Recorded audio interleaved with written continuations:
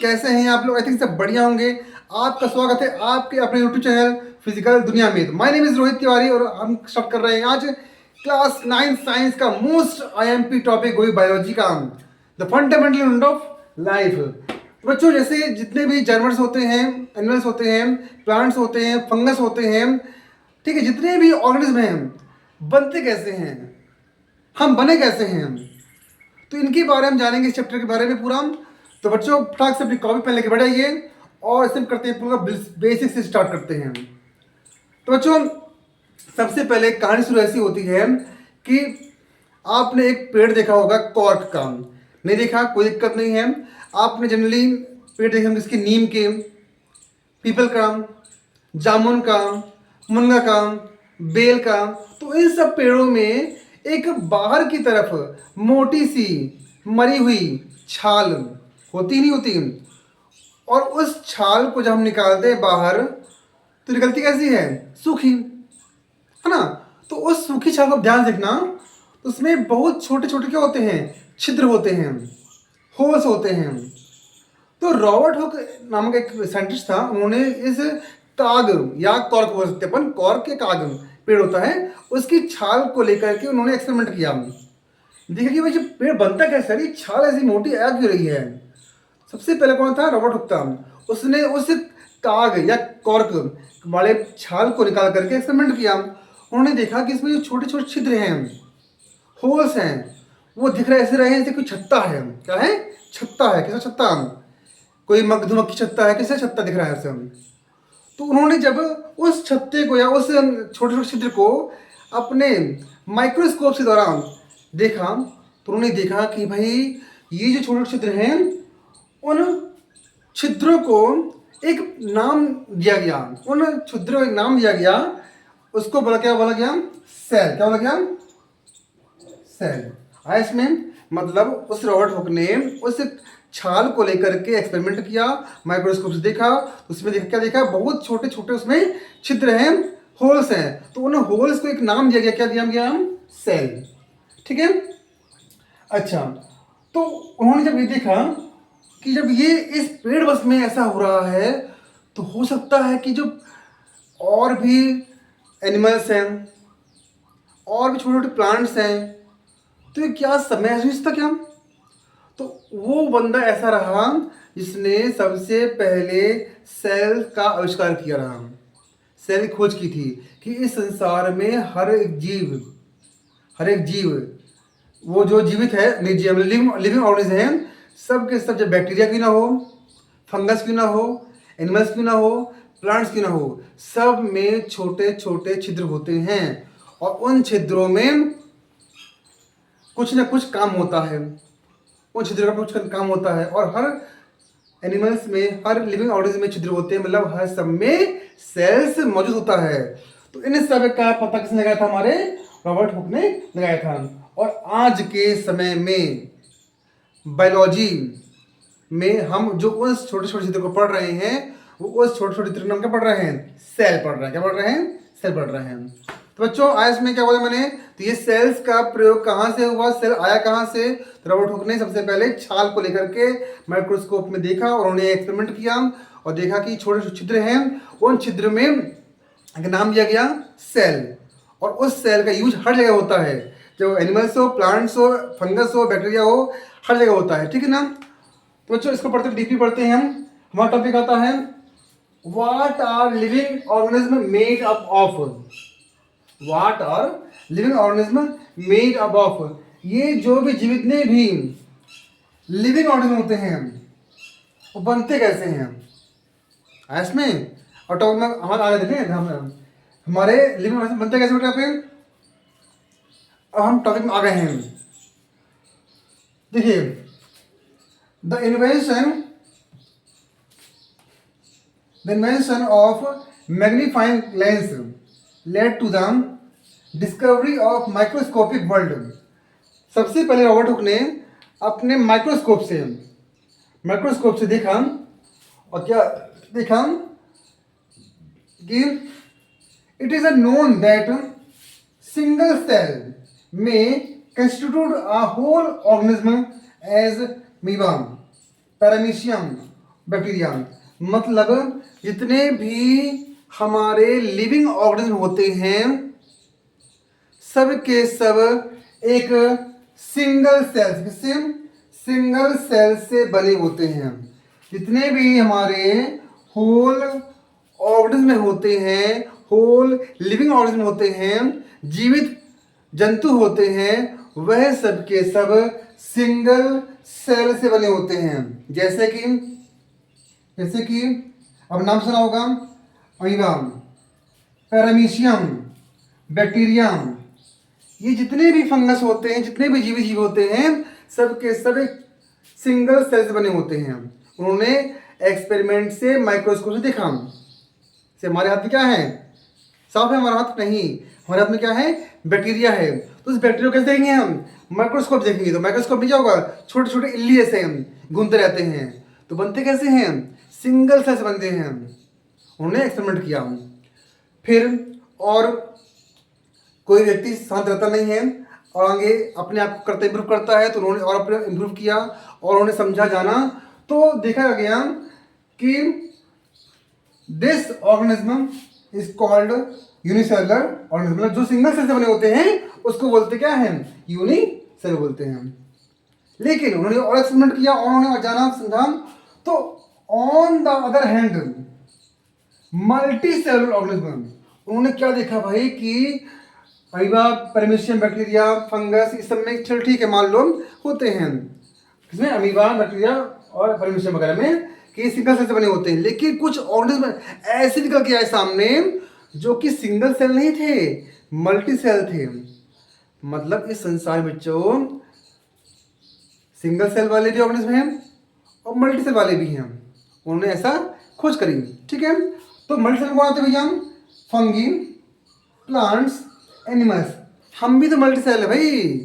कैसे multi cell sir? देखिए, हमारा पेट क्या करता है, खाना पचाता है, ब्रेन सोचता है, हार्ट करता है, धड़कता है, पंप करता है, किडनी खून साफ करती है।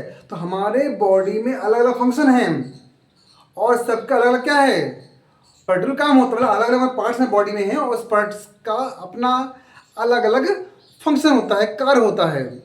तो हम क्या हैं, हम मल्टी सेल हैं। दिमाग सोचता अलग है, पेट खाना पचाता है, हार्ट धड़कता है, पंप करता है, किडनी खून साफ करती है। तो हर बॉडी में, मतलब हर एक ऑर्गेनिज्म में जरूरी नहीं है कि सिंगल सेल ही बना हो, वो अलग अलग मल्टी सेल ही बना होता है। तो ये सब के बारे में, सिंगल सेल, मल्टी सेल के बारे में जो एक्सपेरिमेंट किया गया, जाना गया, तो वो उनका श्रेय था किसको? केवल रॉबर्ट हुक का आता है। ठीक बच्चों, हमारा जो क्वेश्चन आता है next, what is cell made up of? What is the structural organisation of cell? अब हम क्या पढ़ेंगे कि सेल्स बने कैसे होते हैं। अभी हमने क्या पढ़ा कि लिविंग ऑर्गेनिज्म बने कैसे होते रहे। अब पढ़ेंगे क्या, सेल्स कैसे बनते हैं और उनका स्ट्रक्चर कैसा होता है। ठीक है, तो इसमें मेन आपका 3 टॉपिक एग्जाम में पूछाता है और 3 पॉइंट से ही हमारे सेल्स बनते हैं। पहला हमारा आता है 3 features in almost every cell. तो जब इसको माइक्रोस्कोप से द्वारा देखा गया तो साइंटिस्ट के पास 3 प्रकार की फीचर्स आते हैं। पहला कौन सा आता है, प्लाज्मा मेम्ब्रेन। प्लाज्मा मेम्ब्रेन इसको बोलते हैं क्या है, सेल मेम्ब्रेन बोलते हैं। ठीक है, न्यूक्लियस, क्या था, न्यूक्लियस कहता है हमारा क्या, साइटोप्लाज्म। ये 3 प्रकार के होते हैं, प्लाज्मा मेम्ब्रेन, न्यूक्लियस और साइटोप्लाज्म। ये 3 फीचर ऐसे होते हैं जहां से हमारा सेल बनता है। तो इनके बारे में पढ़ते हैं डीपली अब कि एक्चुअली होता क्या है चीज। प्लाज्मा मेम्ब्रेन क्या होता है, this is outermost covering of cell. ये किसी भी सेल के बाहर काम होती है, कवरिंग होती है। ठीक है ना, that separate the content of cell from its external environment. जो बाहर की आवरण, बाहर की परत से इसको ये अलग करता है। इसे मान लीजिए, बात करें कि कोई सेल है, जैसे मान लीजिए चमड़ी मान लीजिए, ठीक है ना, इस प्लाज्मा में चमड़ी है, तो इस चमड़ी के क्या होता है, बाहर से आने वाले डस्ट, बैक्टीरिया, उससे प्लाज्मा हमारे अंदर की बॉडी की पार्ट्स करती क्या है, सेव करती है। मतलब ये हमारा क्या होता है, it is the outer most covering. ये क्या होती है, किसी भी सेल्स के बाहर की कवरिंग होती है, बाहर की कवरिंग होती है, जो बाहर से आने वाले जो बैक्टीरिया है, फंगस है, उसको करती क्या है, सुरक्षित करती है। ठीक है ना, ये बोला गया है। द प्लाज्मा मेम्ब्रेन अलाउ और परमिट द एंट्री और एग्जिट सब मटेरियल। तो प्लाज्मा मेम्ब्रेन जो होती है वो करती है, अलाउ करती है या परमिट करती है किसको, बाहर से आने वाले बैक्टीरिया को या फिर निकालने वाले बैक्टीरिया को। इससे हम बात करें सिंपल सी बात, सिंपल सी बात करें, आपने देखा वो छन्ना देखा है, छन्ना, छन्नी छानते हैं, चाय छानते हैं, तो चाय छानते हैं तो उसमें जो चाय पत्ती, जब चाय छानते हैं तो चाय पत्ती क्या होती है, उसमें बैठ जाती है। क्यों, वह उस छन्नी छनती नहीं है, लेकिन चाय क्या होती है, छन जाती है। तो सेम वही होता है प्लाज्मा मेम्ब्रेन जो बॉडी के अंदर होते हैं। तो इस प्लाज्मा मेम्ब्रेन का काम क्या होता है, जो भी मटेरियल उसको लगता है कि हाँ ये हमको भेजना है अंदर, बॉडी के अंदर भेजना है, उसको भेजती है, और जो नहीं भेजना होता वो बाहर छोड़ देती है। सेम काम छन्नी में होता है, सेम काम इसमें होता है, बस ये हमारा क्या है, बॉडी के बॉडी पार्ट होता है, ये हमारा बॉडी में होता है काम। ठीक है, इसमें तो प्लाज्मा मेम्ब्रेन क्या होती है, जो अलाउ करती है एंट्री करना है कि उसको निकालना है, किसको, सब मटेरियल को। दिस इज नोन एज, इसको हम बोलते क्या हैं और भाषा में, सिलेक्टिवली परमिएबल मेम्ब्रेन। परमिएबल वाला क्या होता है, परमिट करने वाला, क्योंकि मेम्ब्रेन छन्ना। तो मटेरियल ऐसा क्या है, किसको छान करके भेजता है की ओर है, और जो छनता नहीं छोड़ता रोक लेता है उसको अपनी तरफ। ठीक है, ये कैसे होती है भैया, it is flexible and made up of organic molecule. मतलब ये चमड़ी जैसे अंदर का जो प्लाज्मा चमड़ी के अंदर होती है वैसे प्लाज्मा, तो प्लाज्मा जो होती है बहुत ही फ्लेक्सिबल होती है, मुलायम होती है, और बनी कैसे होती है भाई, लिपिड और प्रोटीन से। हम जो खाना खाते हैं हमारे अंदर जो प्रोटीन बनता है तो उन सबसे मेम्ब्रेन बनी होती है। ठीक है, we can observe the structure of plasma membrane. यदि हमको उसको देखना है आंखों से दिखती कैसे है, तो ओनली इलेक्ट्रॉन माइक्रोस्कोप, इसको इलेक्ट्रॉन माइक्रोस्कोप के द्वारा इसको देखा जा सकता है। ठीक है ना, इसको हम सिंपल आंखों से देख नहीं पाते हैं, लेकिन इसको जब माइक्रोस्कोप देखें तो उससे हम इसको क्लियरली देख पाते हैं। आपने देखा वो छत्ता, देखा वो छत्ता, छत्ता या फिर उसके अपन पत्ती, पत्ती में आपने देखा होगा ऐसे बहुत बारीक बारीक, कैसे, ऐसे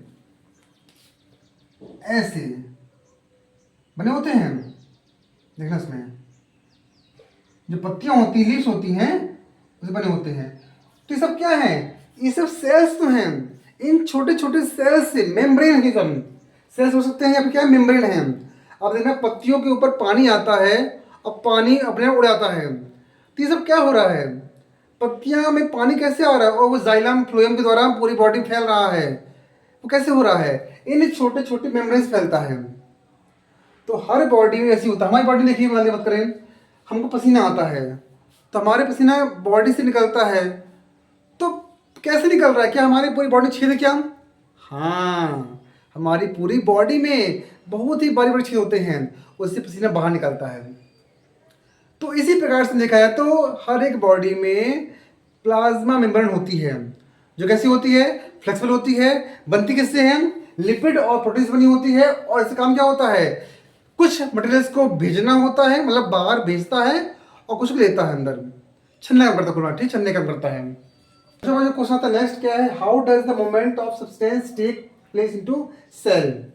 मोस्ट टाइम टॉपिक होता है क्वेश्चन, ये आपका क्वेश्चन ऑब्जेक्टिव वगैरह में या फिर वन वर्ड में पूछता है। क्या बोला गया है कि किसी भी सेल के अंदर सब्सटेंस का मूवमेंट कैसे होता है, मतलब how do substance move out of cell, cell के बाहर सब्सटेंस जाता कैसे, मतलब क्या बोला क्वेश्चन, बोला गया है कि कोई भी मटेरियल है, कोई भी सब्सटेंस है, हम बॉडी के अंदर लेते कैसे हैं और अंदर से बाहर निकालते कैसे हैं, मतलब उसका सब्सटेंस का अंदर आना और बाहर जाना कैसे होता है पॉसिबल बॉडी के अंदर। तो जैसे हम बात करें एग्जाम्पल में, आंसर इसका है CO2 और O2। CO2 करते हैं अंदर, छोड़ते क्या है बाहर की ओर, और O2 क्या है लेते बाहर से अंदर की ओर। कौन सी बात है ना, ऑक्सीजन और CO2। तो CO2 को हम छोड़ रहे हैं अंदर से बाहर की ओर, ऑक्सीजन ले रहे हैं बाहर से अंदर की ओर, तो ये होती है पूरी प्रोसेस किसकी होती है, डिफ्यूजन द्वारा होती है। अब ये क्या होता है डिफ्यूजन, इसका मतलब होता है कि high concentration to low concentration. ठीक है, मतलब जैसे हमारे अंदर जब कोई मूवमेंट होता है बॉडी के अंदर, तो हाई कंसंट्रेशन से लो कंसंट्रेशन की ओर, मतलब अंदर से जैसे हम खाना खाए या हमने ज़्यादा पानी पी लिया, तो अंदर क्या होता है, हाई कंसंट्रेशन, अंदर मूवमेंट अधिक होता है, इस कारण से वह बाहर की ओर गैस निकलने की कोशिश करती है। तो हमको क्या आती है, हमको आती है डकार। तो अंदर की CO2 की ओर बाहर निकल रही, तो हाई कंसंट्रेशन से लो की ओर आती है। ठीक है, और बाहर से हवा चल रही है, तो हम सांस ले रहे हैं, तो लो से हाई, मतलब ऐसे, ठीक है, हाई से लो, लो से हाई, ऐसे कंसंट्रेशन होती रहती है, जिस कारण से हमारे अंदर ऑक्सीजन का और CO2 का आवागमन होता रहता है। तो ये होता है किसी सब्सटेंस का सेल्स के अंदर आना और जाना। आया इसमें बच्चों, देखिए इसमें आता है प्लाज्मा मेम्ब्रेन में कुछ और टॉपिक्स हैं जो कि आपको और अच्छे से में आएगा। इसका क्या है, पहला है हाइपरटोनिक। क्या है, हाइपोटोनिक। क्या होता है भाई hypertonic solution, if the medium surrounding the cell has higher water concentration than the cell, मतलब ऐसा मटेरियल, ऐसा सब्सटेंस जिसमें पानी की मात्रा अधिक होती है, किसकी अपेक्षा, सेल्स की अपेक्षा। क्या सब्सटेंस है इसमें पानी की मात्रा अधिक मिलाते हैं, मान लीजिए उस सेल की अपेक्षा उसमें पानी की मात्रा अधिक मिलाते हैं, तो उसमें क्या होता है, जो हमारा सब्सटेंस क्या होता है, the cell will gain water by osmosis. अभी क्या होता है भाई, ये होता है वही सेमी परमेबल मेम्ब्रेन छन्ना। तो उसके बाद क्या होता है, पानी क्या होता है, अधिक मात्रा में वो गेन करेगा, उससे होता है हमारा अधिक पानी, क्या होता है वो अधिक पानी करेगा, लेगा। इस कारण से हमारा कोई भी सब्सटेंस, कोई भी सेल क्या होता है, स्वेल अप आता है। जैसे हम बात करें किशमिश की, इसकी किशमिश डालते किसमें अपन, पानी में, तो पानी की मात्रा क्या है, अधिक है, और किशमिश क्या है, कम है। तो पानी अधिक मात्रा होने से क्या होता है, जो by osmosis semipermeable membrane के द्वारा क्या होता है, पानी इसमें सोखता है, ले रहा है वापस, ले रहा है, इस कारण से क्या होता है, किशमिश फूल जाती है। इसमें तो ये होते हैं कुछ एग्जाम्पल होते हैं किसके, हाइपोटोनिक सॉल्यूशन के, जो किसमें आता है, प्लाज्मा में आता है। नेक्स्ट आइसोटोनिक क्या होता है भाई, if the medium has exactly same water concentration as the cell, जितना सेल है, जितना सब्सटेंस है, उतना ही पानी मिलाओगे, तो उस पे कुछ फर्क पड़ेगा क्या, नहीं पड़ेगा। इतना सा तो हमारा किशमिश है, इतना सा हमारा पानी है, तो उस किशमिश में और उस पानी का लेवल क्या है, बराबर है। इस कारण से उस सेल का कोई भी साइज इंक्रीज या डिक्रीज नहीं होगा, the cell will stay the same size. ठीक है ना, लेकिन अगला आता है hypotonic, if the medium has lower concentration of water than cell. ठीक है ना, यदि मान लीजिए बात करें जैसे, इससे मत करें इसकी उसी को करते, ठीक है, इसकी अंगूर की, अंगूर यदि हमारा फूला हुआ है, ठीक है ना, अंगूर को रखते किस में है, धूप में रखते हैं, तो इसमें क्या होता है बच्चों, इसमें जो उस अंगूर के अंदर का होता है वाटर लेवल, वो धूप के कारण क्या होता है, बाहर निकाल लिया जाता है।